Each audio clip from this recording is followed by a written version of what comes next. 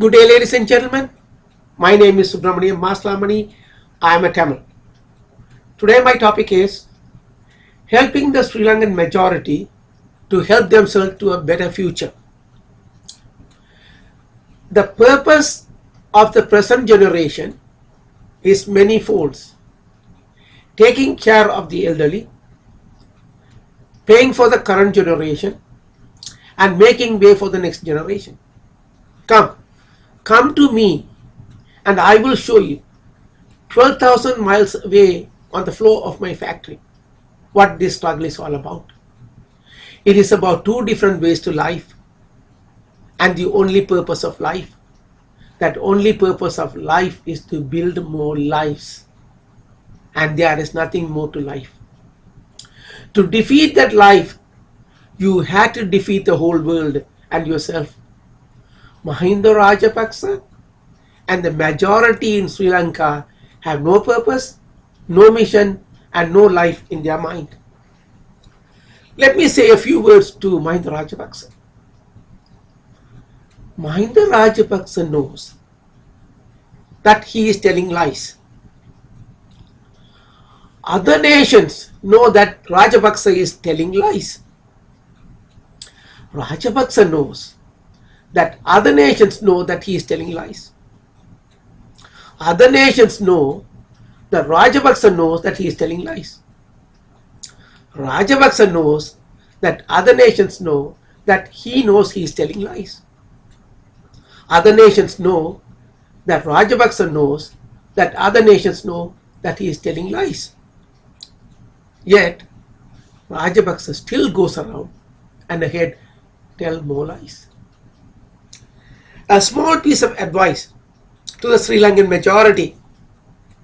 Every day and every time your misleaders open their mouth, they are degrading your standing in the international community.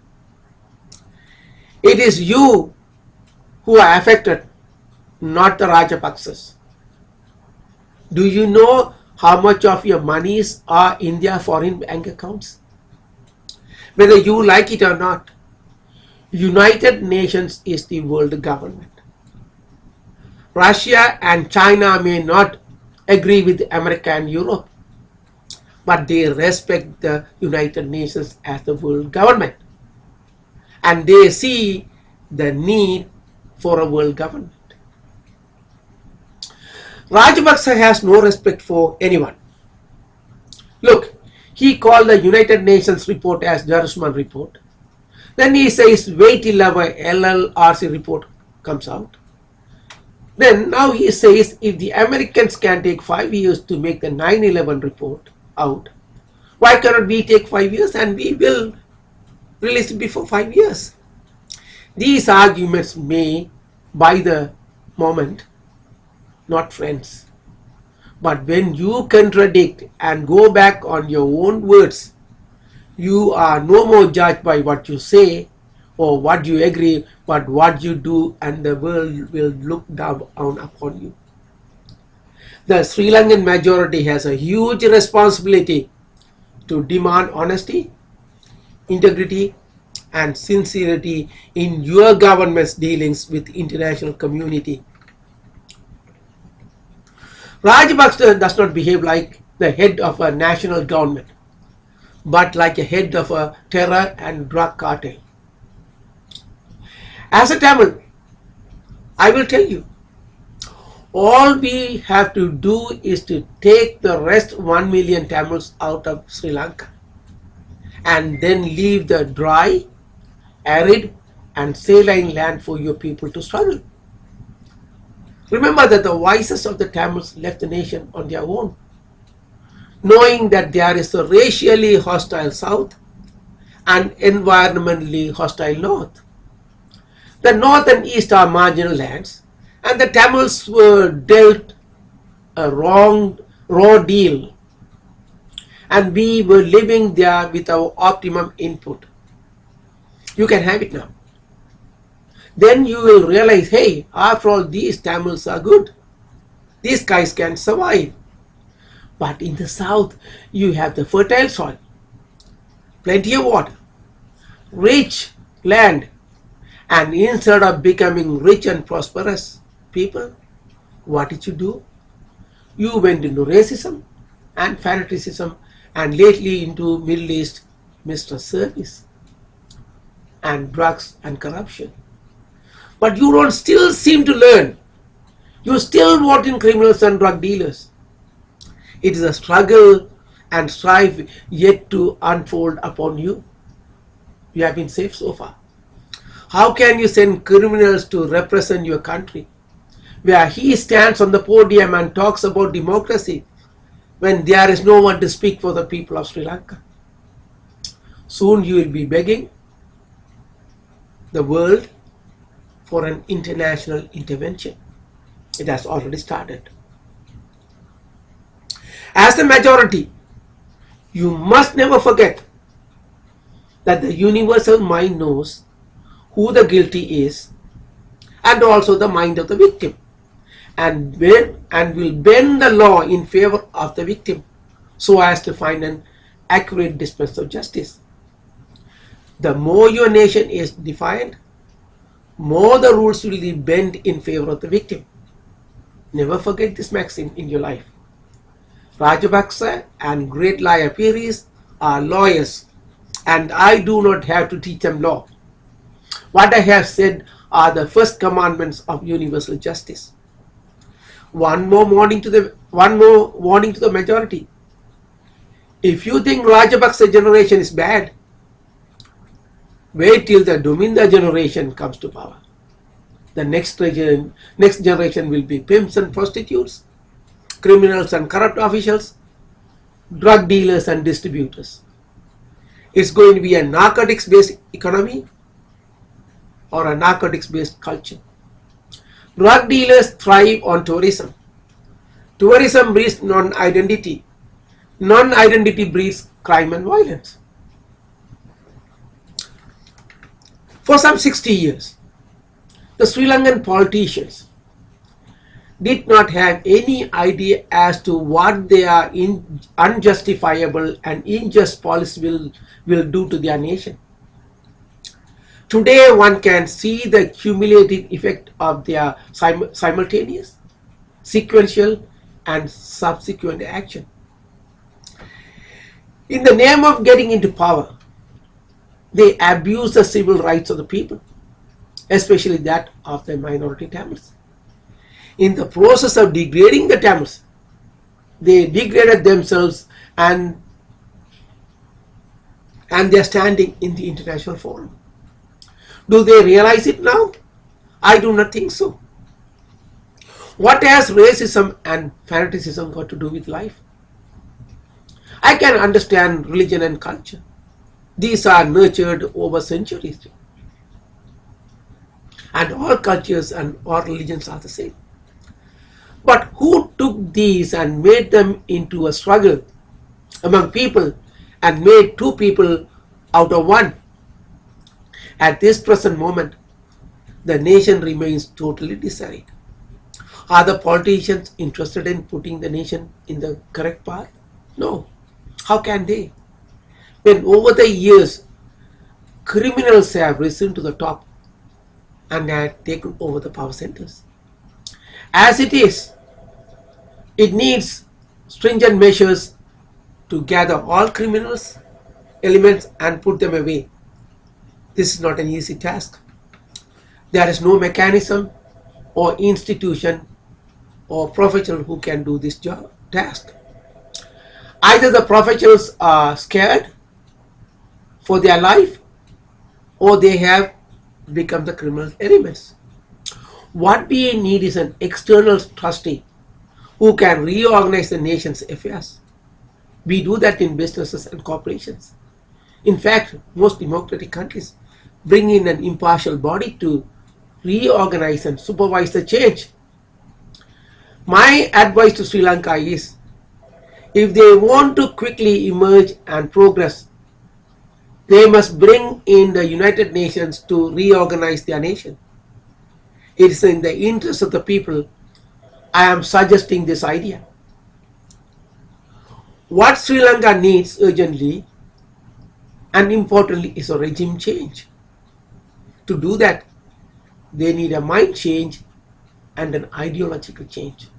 They must shun racism, fanaticism, nepotism, corruption, narcotism, and arrest all these criminal elements and put them on trial and clean up the nation. The problem is, who is going to do it? You've got 60 years of garbage to dispose of. The era of ethnocentric thinking has to go. Racism, fanaticism, etc. have no place in the modern society. If there is no 180 degrees about turn, your people will pay dearly, not the Rajapaksas. This morning it dawned on me that I have been pointing fingers at the wrong cloud and the wrong crowd. I was pointing my fingers at the innocent people who look alike and more like me and the rest of the Tamils. I mean the supposed to be Sinhalese speaking and supposed to be Buddhist people of Sri Lanka.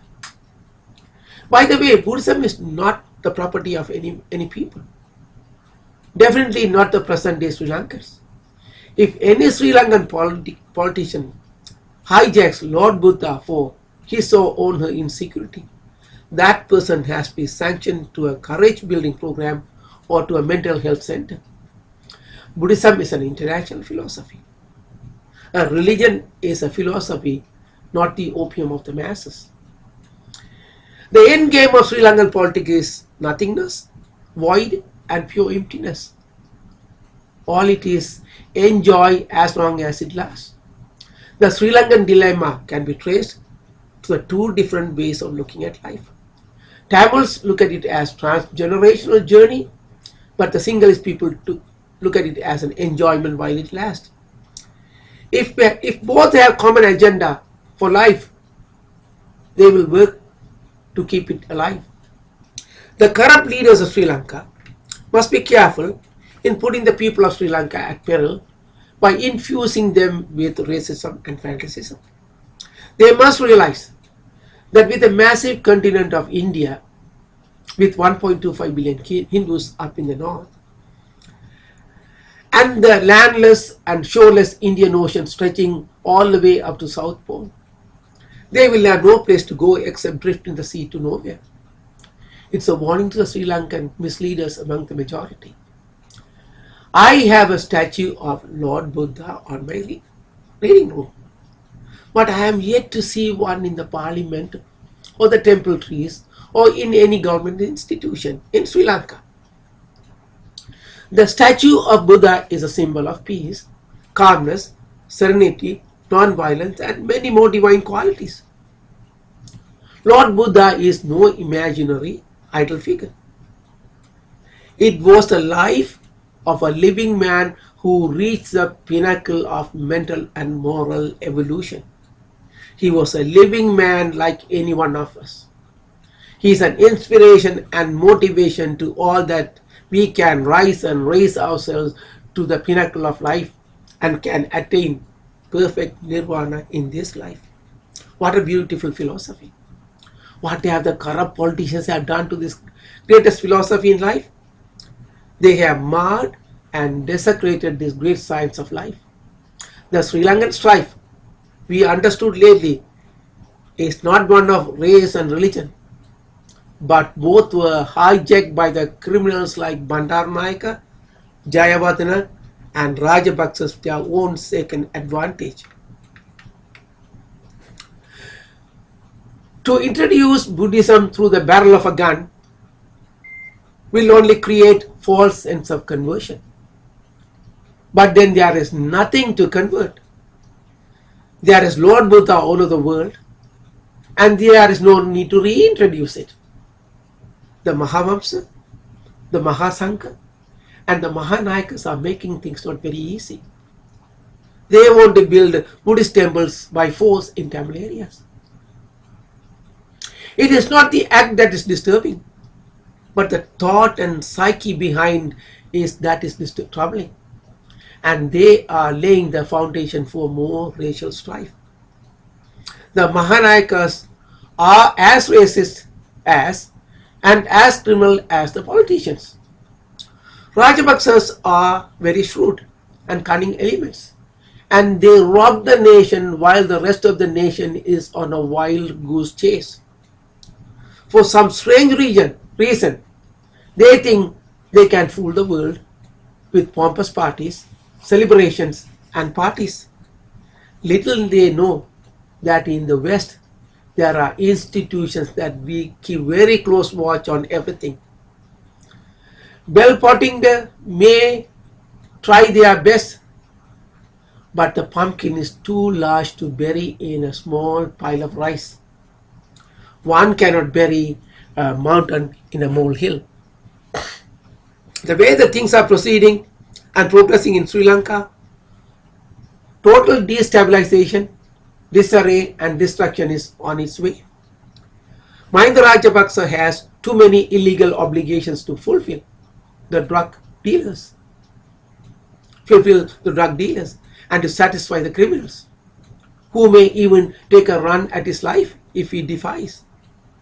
He has to not wing and shut his senses and let the criminals' elements run amok. He cannot oppose, for they may turn the turret on him. He is now a prisoner of his own making. I may not be surprised. One of his closest confidants may turn the turret on him. A man who lives by the sword dies by the sword. Mahinda Rajapaksa is no exception to this universal law.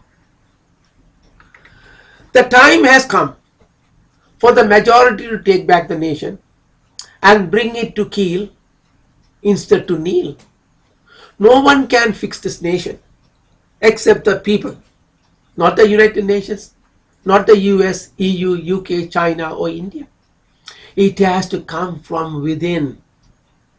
Injustice, irrationality, ignorance has no place in any society.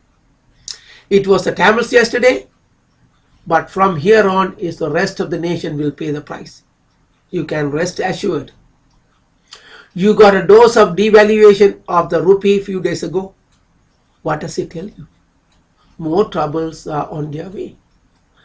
How can a president spend $10 million at Waldorf Astoria in New York, $5 million at the Dorchester in England, and $8 million at St. Kitts for Commonwealth Games? What people need are jobs, not entertainment. People did not know what was going on because they were intoxicated into racism and fanaticism. Which country in the world offers young women as bribes so openly? Yes.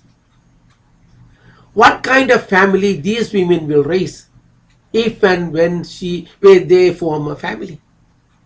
Is all short-term selfish follies just to satisfy the Rajapaksas in power. Now you folks realize your follies. Time to turn around 180 degrees and chart a new direction. It will take 2 generations to build back the nation. But you got to put the nation back on track. Good luck. Someone has to find Garcia, to find a Winston Churchill, to find a George Marshall to fix this island nation, the pearl and the paradise of the Indian Ocean. Today I read somewhere, Mahinda Rajapaksa is asking the diaspora Tamils to invest in the north and east of the country. Off the cuff, I can say this guy is worse than Mahathir Mukta or he is smarter than Al Capone. Either he does not know what the hell he is talking about, or he knows every deal of what he is doing. But we are not taking any chances. Anyway, I am going to give my 2 cents worth regarding investments. Sri Lanka as a nation is not a suitable place for investment. Investors first look for political stability, not calmness under the threat of force. Mahinda Rajapaksa grew under such circumstances. Hence to him, peace is equal to freedom. Peace is equal to silence and quietness. As a nation, You despise capitalism. But capitalism is what you see all over the world. Capitalism allows a man to do what he is good at, and when several people do the same, there is abundance. It's a simple theory. If anyone thinks that religion and race are more important than rice and rations, he is either a dead man or a parasite on others. Race and fanaticism are wonderful ways to convert a nation of people into second-class menials, either to work in the Middle East or serving the tourists. Both ways, you have become a subservient nation. It's a shame. That is what your racism and fanaticism has done to this nation. Secondly, investors need confidence in the constitution and the mechanisms available for dispute resolution. Sri Lanka has a one-man constitution. Mahinda Rajapaksa is above all. He is the king. And his track record is crime, murders, drugs, etc. Investors, and especially the smart ones, do not invest in countries like Sri Lanka. Old money is smart money, and the owners of such money are careful investors. They do not waste a dime on insecure, non-income producing investments. Diaspora Tamil money was earned with hard work, and they know that they would rather invest it either in the education of their children or in highly respectable countries like USA, Canada, UK, EU, Japan, Singapore, etc. What happened to the British investment in Sri Lanka in the 1970s is fresh in the mind of investors, and British of all are very conscious about it. Even if you have the constitution, what about the institution of law enforcement? They are all infested with criminals. There is no proper and independent judiciary. What does an average Sri Lankan think of rich nations? They think they suck the blood to make money. Come to Toronto. I will show you how hard they work. I put in 15 hours per day, 7 days per week. That's now. But I used to sleep in my workplace. I have no use for money anymore. But I work to help my associates, my communities, and above all, my Canada. There is no other country like Canada anywhere in the world. Canada is a nation that has the ultimate respect for human rights, human freedom, and freedom for creativity and self-expression. It is rich because the people are rich in their mind, body, and spirit. Fourthly, the Sri Lankan labor force is corrupt and easygoing. If China can produce goods and sell them cheap all over the world, Sri Lanka too could do the same. Why companies are not investing in Sri Lanka? The reason is unreliable mindset of the whole nation. The people as a whole are unreliable. Their mindset is that of a social welfare type. They think investors are greedy animals and they may take away what they have. Who did all that? The corrupt politician. So mind the eye. The chicken has come to roost. You and your criminal gangs thought you were clever in doing so many things, and those things affected the nation negatively in the international forum. Now you have to fix it. But the people are not ready to fix, are not fit and ready for it. It will take at least 60 years of hard working in sweatshops. Rest assured. Before investing in a country, investors look for guarantees, not only from the present government but the subsequent governments too. Sri Lanka in the 1970s nationalized the tea, rubber and coconut industry. Since then, no nation has made any substantial investment in Sri Lanka. Chinese will learn it in the hard way. Let them learn. Recently, some industries were nationalized under the pretext of poor performance. So what is the guarantee that sometimes at a later stage, Tamil diaspora investment will not be nationalized? Name one area or one institution in Sri Lanka that is free of corruption, except the mental hospital at Angoda. Politicians after politicians and governments after governments have cheated and betrayed local people and foreign investors. Every civil right against Tamil were nailed the majority hammered on their own coffin.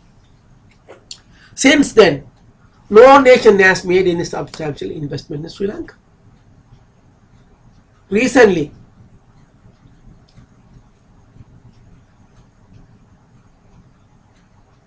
some industries were nationalized under the pretext of poor performance. So what is the guarantee at some times later stage diaspora investment will not be nationalized? Name one area or one institution in Sri Lanka that is corruption free, except the mental health center. Politician after politicians, governments after governments, they have cheated and betrayed the local people and foreign investors. Every civil riot against Tamil was nailed the majority hammered on their own coffin. They did not know it. The misleaders have infused them with the poison of racism and fanaticism. Look at India today.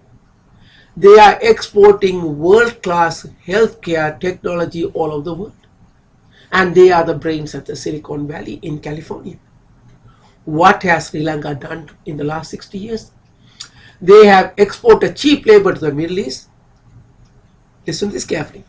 They have exported cheap labor to the Middle East, where once upon a time the goats did the scavenging. But now the Sri Lankan and Bangladeshis are competing with the goats. Then they import the cheap tourists and offer them the best of women. Don't tell me what happens within the four walls of a four-star hotel. The president of Sri Lanka's son is a world notorious pimp and womanizer. Does not the father or the mother know about the son's activities? The president of Sri Lanka does not know anything. He did not know Dumin da Silva was a drug dealer. I do not know who is the smartest or the dumbest, Mahinda Rajapaksa or the Mahadana Mukta. Mahadana Mukta is a legendary wise old ignorant man among the village folks. The Sri Lankan majority must understand that the collapse of the state-managed Soviet Union, the European struggle, and the capacity of the Americans to rise from their own ashes. It is the freedom of expression that brings forward opposing views and ideas from wide and varied resources that make the best choices. When we allow people to fully participate in the affairs of the nation grows and the leaders are chosen from a pool of best people. It is a natural selection, and hence the United States will always find a way to soar to new heights. Today, American-style freedom is spreading all over the world, for that is the only system that allows people to be best at what they are good at. What did the Sri Lankan misleaders from Bandaranaike to Rajapaksa do? They converted the masses into maniacs. The leaders infused and the masses imbued racism, fanaticism, state terrorism, and narcotism. People thought it was easier to misappropriate than cultivate and manage. The leadership encouraged state-sponsored violence, land grab, and plundering, and all along they took the nation into the dungeon. They kept misleading the masses, and the masses marched like the wild buffalo to the precipice. Let me repeat that. They kept misleading the masses, and the masses kept marching on like wild buffaloes to the precipice. Do they realize their follies now? No. You have a Secretary of the Defense who is telling you that you need bigger army for the Tamil tigers are coming. Of course they are coming, for sure. But as bankers and industrialists who can make your life better. It's a choice you have to make. You can year after year and term after term elect criminals, murderers, rapists, wife killers, widow makers, drug dealers, or you can institute a regime change. LTT is coming as lifting Tamil talent everywhere or leading Tamil tide everywhere. There are no defenses against the tsunami of intellectual and financial force. A man's mind and the will goes where the stomach goes. Napoleon said, an army travels on the stomach, not on the decks. Is democracy ready for Sri Lanka? That is the puzzle for the people. You can live free or you can live in peril. The choice is up to you. The world needs plenty of menial laborers and workers so then Sri Lanka can supply all 20 million of them. What the other prosperous South and Southeast Asian countries are looking for is a relaxation resort, kind of a tourist paradise, similar to Caribbean in the Atlantic Ocean. Sri Lanka can be one in the Indian Ocean. Mind the Iyer thinks, mind the Iyer, I call him Iyer, thinks that is good for his people. Good for Mr. Majority, mainly Sikhs. But we Tamil 70 million strong worldwide, we have self-esteem and self-respect. We want a better life and we are willing to struggle for it. Therefore, we are willing to unite, stay together, work hard and never going to give up because the best is yet to come and we are willing to work for it.